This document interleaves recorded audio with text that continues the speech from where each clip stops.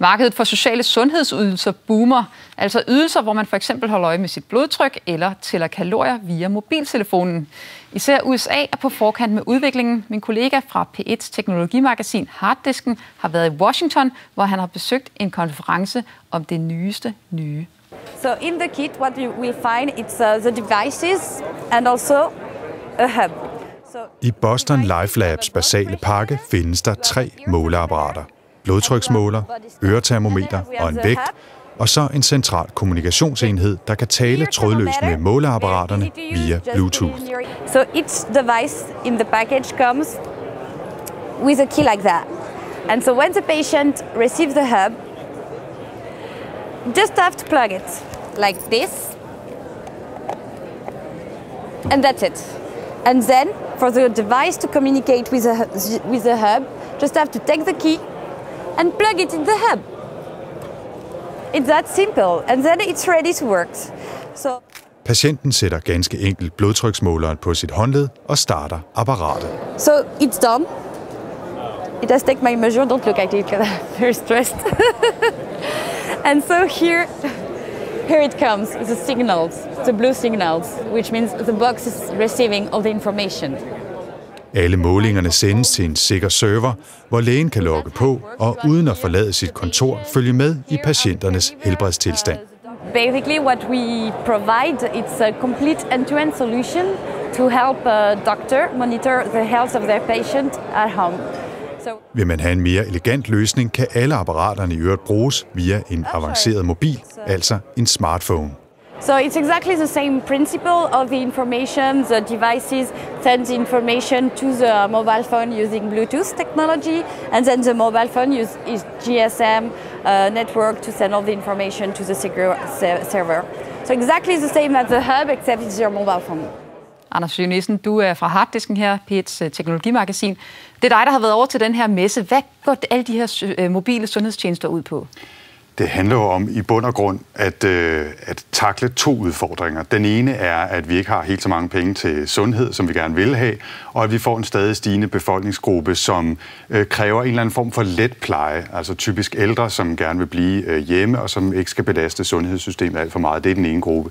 Den anden gruppe er sådan nogle mennesker, som gerne vil være aktive og holde øje med, at de ikke kommer til at veje lidt for meget, og som vil bruge den her teknologi til at holde øje med deres eget kalorieforbrug, deres eget aktivitetsniveau, altså det, man kalder self-tracking med et godt dansk-engelsk ord. Hvad er det, de kan?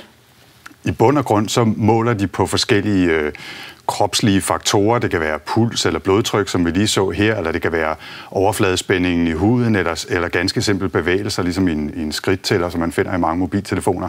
Og så kan de sende de her informationer enten til ens computer eller til en server, enten til brug for en selv, eller måske til brug for ens læge eller sundhedssystemet i øvrigt. Men kan man godt stole på det? Hvad nu? Altså, det kan jo være, det er kritiske sygdomme.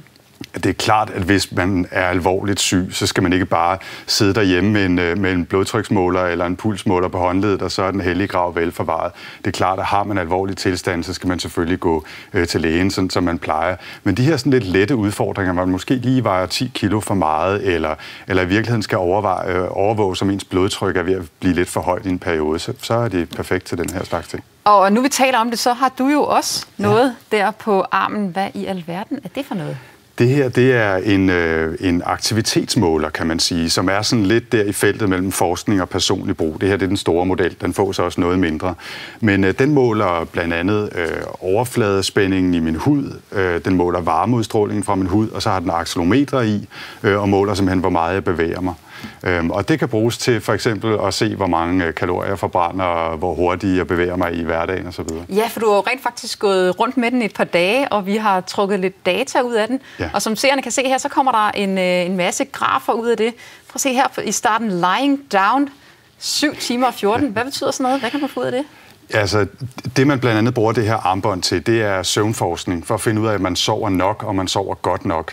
Jeg har så fundet ud af, at i de sidste 4 dage, hvor jeg har gået med det her armbånd som et eksperiment, der ligger jeg ned 7 timer og et kvarter om dagen, og i den tid, så sover jeg så 6 timer og 13 minutter.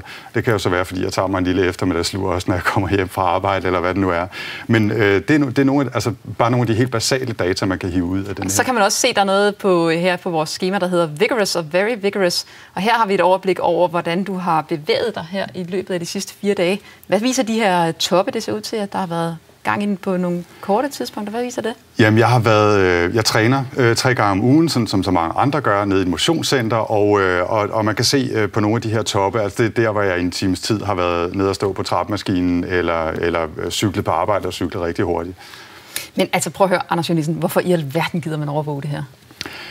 Ja, der kan være de sundhedssektormæssige spørgsmål. Det kan jo være en rigtig god økonomisk beslutning at vælge at overvåge patienterne derhjemme, i stedet for at få dem på sygehuset hele tiden.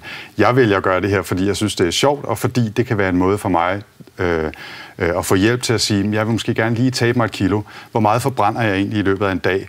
Og hvis jeg så også begynder at holde øje med, hvor meget jeg spiser hjemme, så er det jo bare at spise mindre eller gøre mere. Så løser det sig. Hvor stort tror du markedet for de her mobile sundhedsteknologier kan blive? Jeg tror, det kan blive kæmpestort. Altså, det er klart, der er en udfordring i, hvor hurtigt vi begynder at bruge teknologien, og hvor hurtigt sundhedsvæsenet begynder at indføre den. Men at det bliver stort, det har jeg meget svært ved at se ikke skulle blive tilfældet. Den konference, du var med til, der var også en del af de store spillere, der var taget med over til. Ja, en af dem, som var rigtig vigtig i det her spørgsmål, det var den amerikanske Chief Technology Officer, Anish Chopra, altså chef IT-manden i den amerikanske administration. Han var at sige, at det her det bliver kæmpestort, og det er noget, vi satser på. Og så er der altså mange $100 millioner bagved, så det skal nok blive til noget. Kort til sidst, det kan jo også have nogle bagsider, for eksempel forsikringsselskaber.